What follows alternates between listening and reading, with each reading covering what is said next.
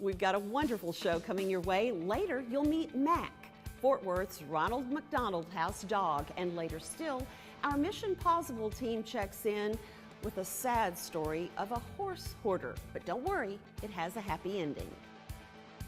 The SPCA of Texas presents Pawsitive Entertainment with Jocelyn White and her pug, Walter Cronkite. Brought to you in part by Luke Crossland and the Crossland Group, and Arthur Benjamin and American Dog Rescue.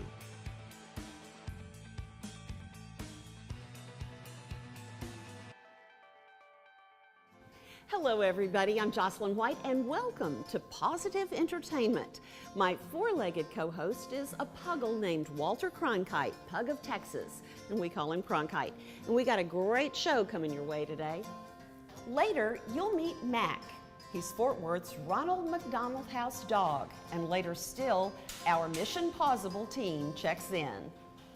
And now I want you to meet our other two-legged co-host, James Bias, the president of the SPCA of Texas. And today's hot topic, what are we talking about? Legislation. Legislation.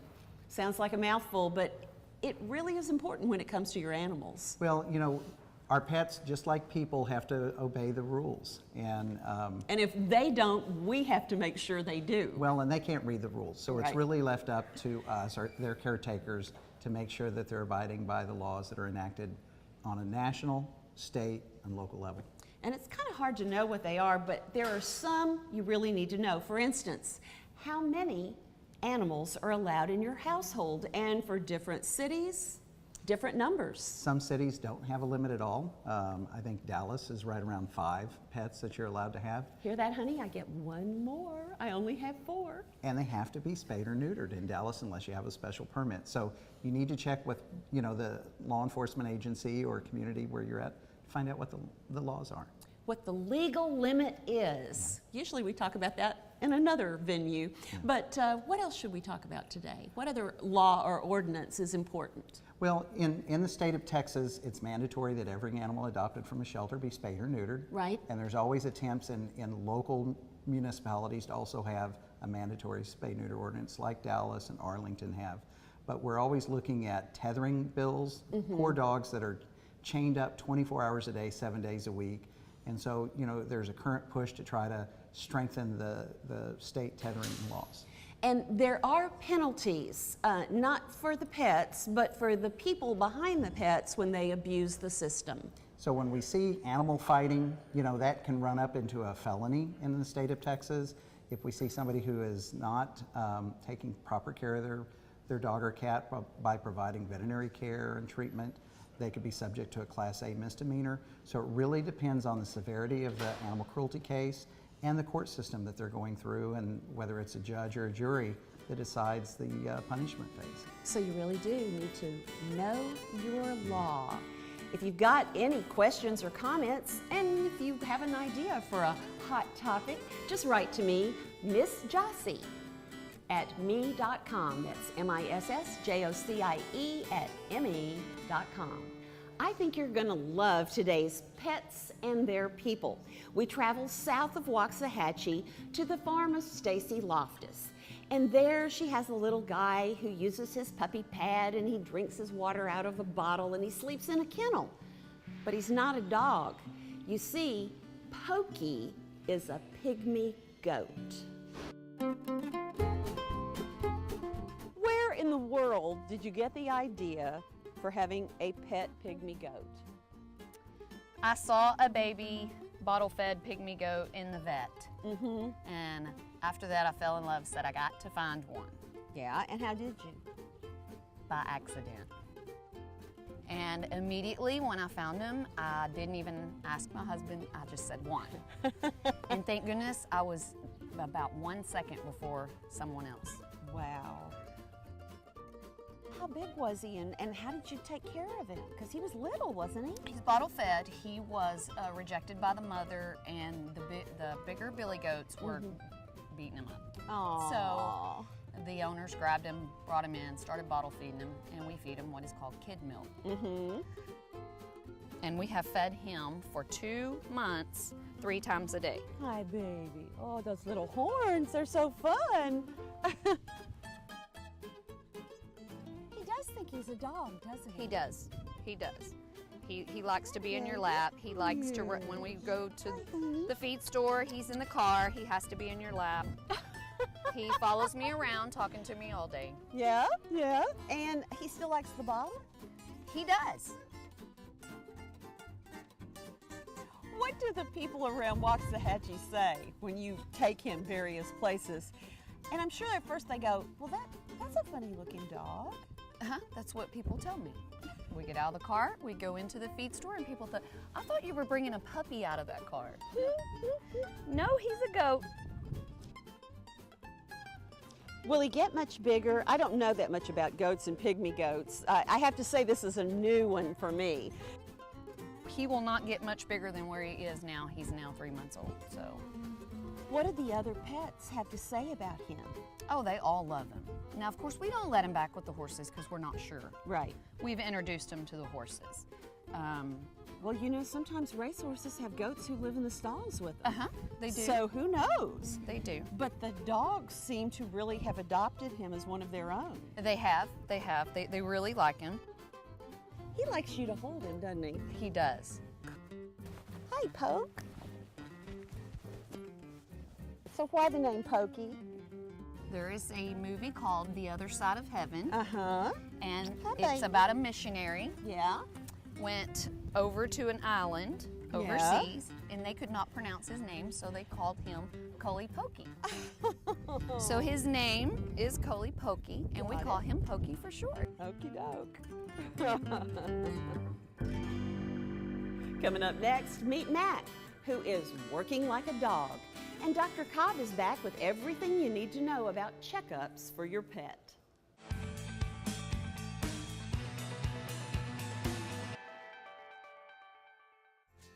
Pawsitive Entertainment continues. I don't know about you, but I've been reading a lot of articles that say all animals like to work. They like to have a job to do. As I've said before, Cronkite here is our guard dog. Well, Mac in Fort Worth is the dog at the Ronald McDonald House, and he has some really broad shoulders for all sorts of folks to cry on. Today, I'm at the Fort Worth Ronald McDonald House, and I want you to meet the top dog here.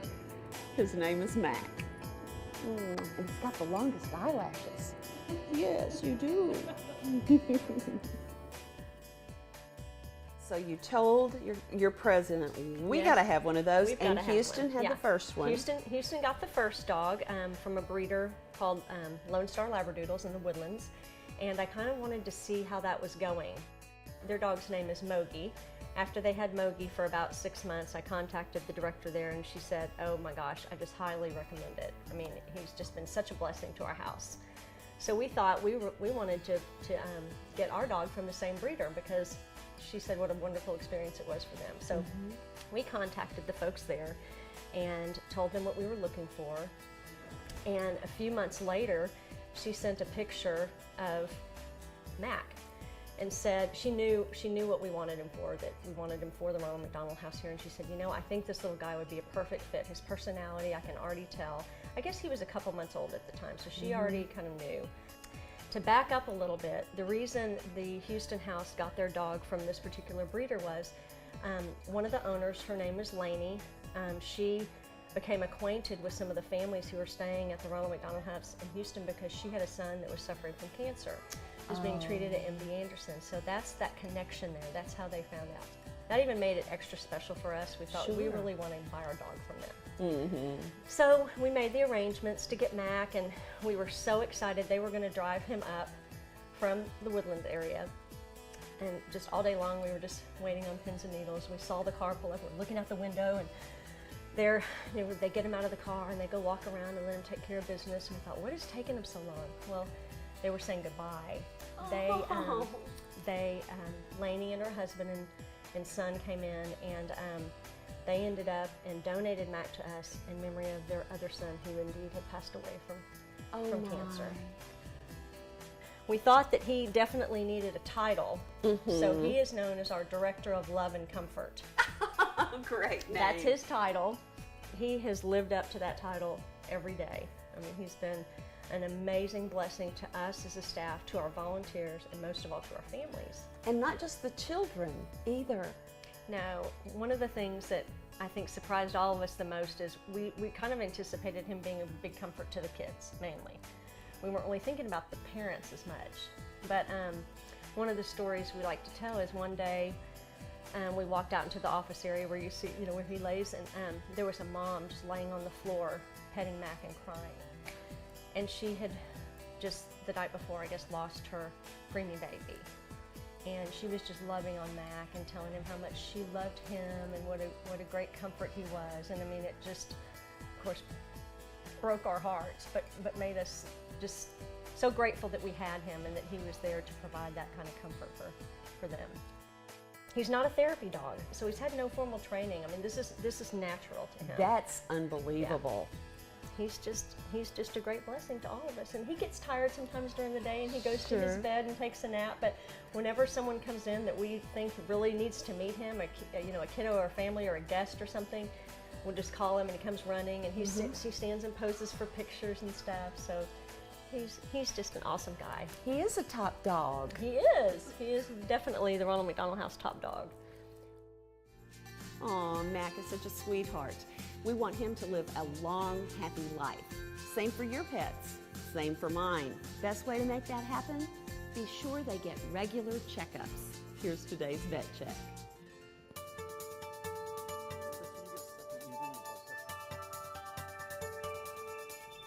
Barney is a 12 to 12 and a half year old Cairn Terrier mix. He was rescued from an emergency clinic. He lives in a household with 2 other dogs, 2 cats, and several chickens. So since Barney's a mature dog, we'll be looking at his vaccine schedule to see what vaccines he needs. He may not need all the vaccines that a young dog needs. So with his family, we'll decide which vaccines are best for him, and also based on his history.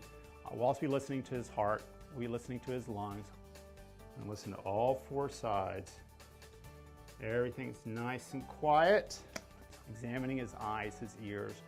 Just want to make sure that they're nice and clear. Good. We don't see any cataracts. But we're still going to look at his ears, make sure he doesn't have an infection. Good.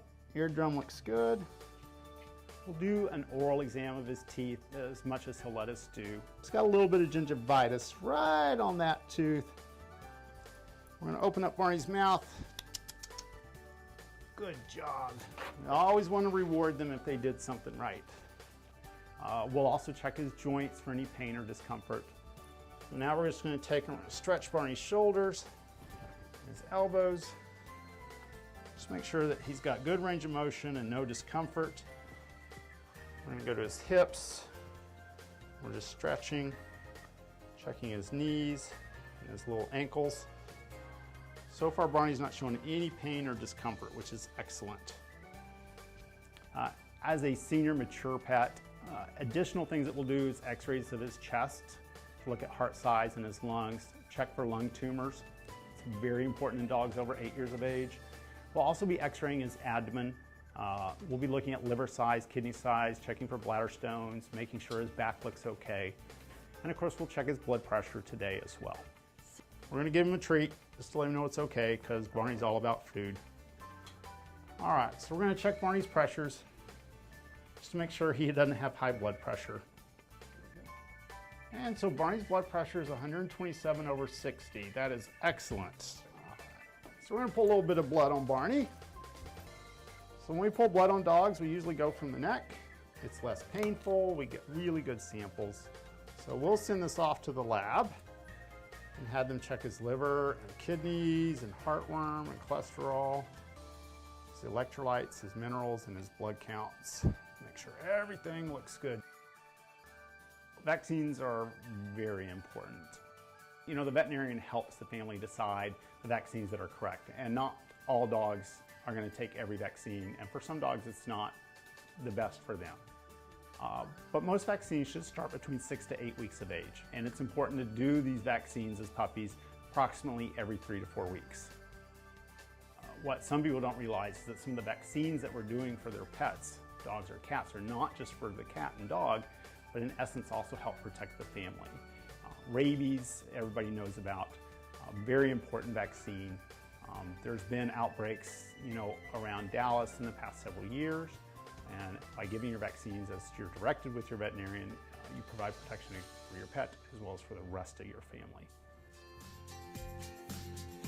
Next week, Vet Check zeroes in on too many LBs, animal obesity. And later today, Maura Davies shares the leash life.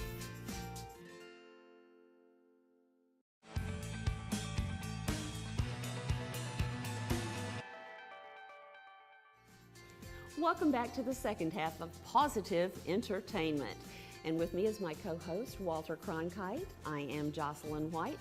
And Art Munoz is the head of the Rescue and Investigation Team at the SPCA of Texas. In other words, they go in and save animals who are being cruelly used, abused, or neglected.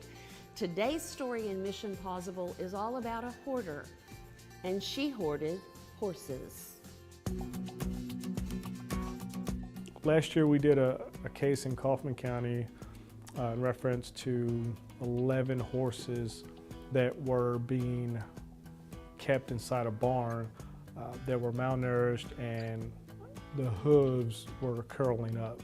We arrived that day and we observed 8 horses locked inside of stalls at this property and observed the horses to be in really bad shape. Every horse in there had extremely long hooves and was having trouble walking. One of the horse's hooves were so long that it was down. He couldn't stand or walk. She had her main horses in the pasture that looked good, and then she kept the horses that were in really bad shape inside the barn, hidden from the public. I think this was just a basic neglect case of hoof trimming. It's a low maintenance cost for horses, and it just got out of hand, and I believe she didn't know what to do, and basically instead of reaching out to get help, she tried to hide the horses. If you do see something like this where there's horses in bad shape or have long hooves reported, we would have never known that those horses were in that stall unless somebody reported it to us. Our facility, our shelter, worked with these horses months and months and months to rehabilitate them, and the good thing is we saw a lot of them get adopted out. Thanks, Art. Our Spotlight segment showcases people who do great work in the field of rescue, whether it's a shelter, an individual, or, as I said, a group. Today you're going to meet a couple of guys behind American Dog Rescue. One is Arthur Benjamin, and the other is of the four-legged variety.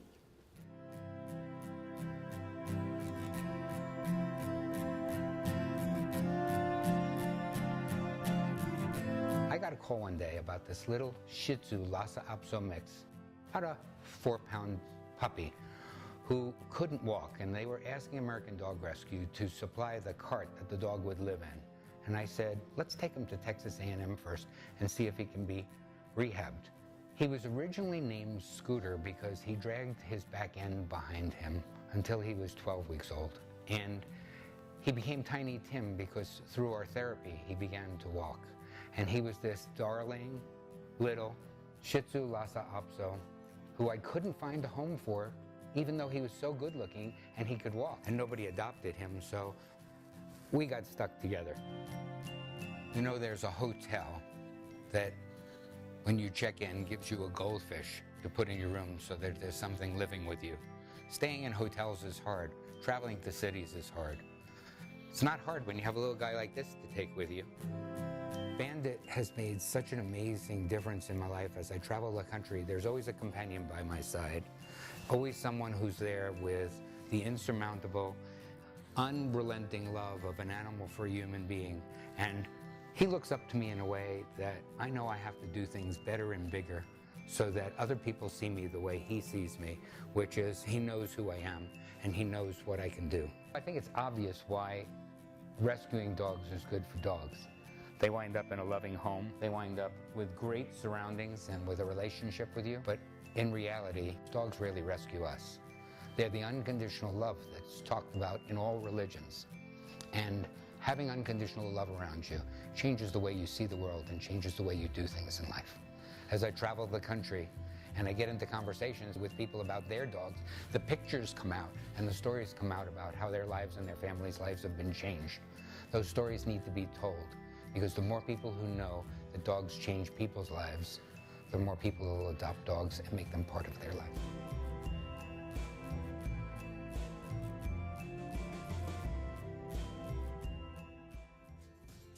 For more information, all you need to do is go to AmericanDogRescue.org. And to replay a segment from today's show, go to PawsitiveEntertainmentTV.com. Did you know that Augie, a golden retriever from Texas, holds the world record for gathering and holding the most tennis balls in his mouth? 5 at one time.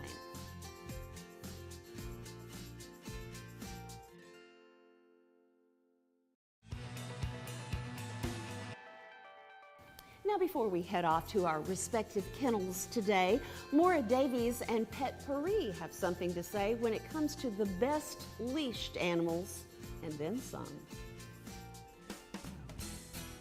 Hi, I'm Maura Davies, and this is an amazing store. This is the boutique inside Spa Paws, and just an incredible place in Fort Worth, Texas.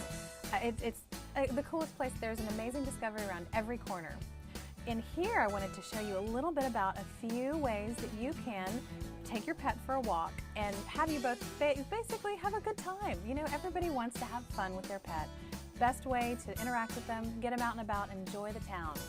There are so many things that you can use. You can use people, of course, collars or the old standby. A lot of people swear by harnesses, but you can get as fancy as you want, or you can get as plain as you want, and still have a fun time. A couple other things that I do want to bring up today, things that people may not know. If you have a pet that pulls really hard on the leash, there are a lot of products out there. I'm here to tell you one of the many that are actually humane, really great to use, that are not going to hurt your pet.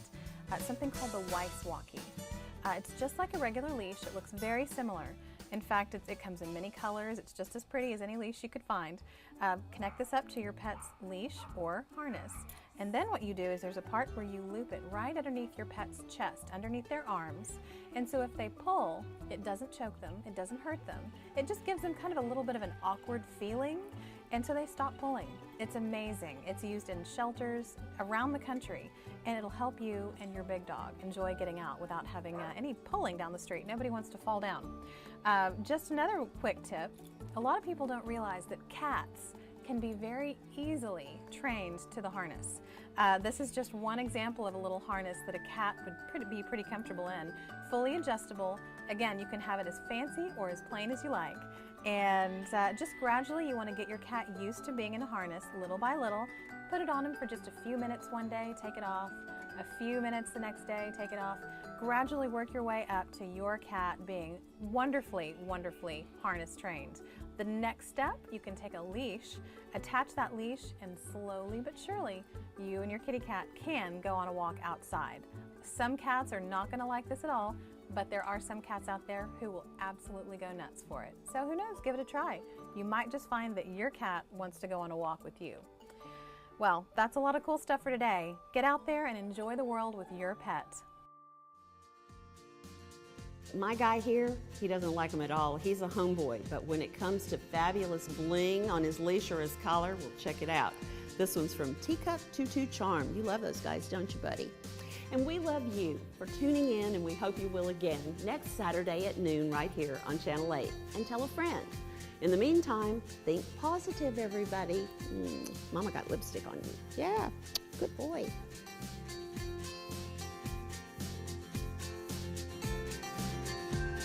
I think the world's changing with regard to the human-animal bond. Wayne Pacelli, the CEO of the Humane Society of the United States, talks about the human-animal bond, and it's a great book called The Bond. But truly, they are our partners, and with dogs, there's an unconditional love that you can't find anywhere else. Pawsitive Entertainment has been brought to you in part by SPCA of Texas, the Crossland Group, and American Dog Rescue. Special thanks to Illume Park, Dish, and Cafe Pacific. Jocelyn's wardrobe provided by Tootsie's. Hair by Casey at De Novo Salon. Cronkite's neckwear by teacuptootocharm.com.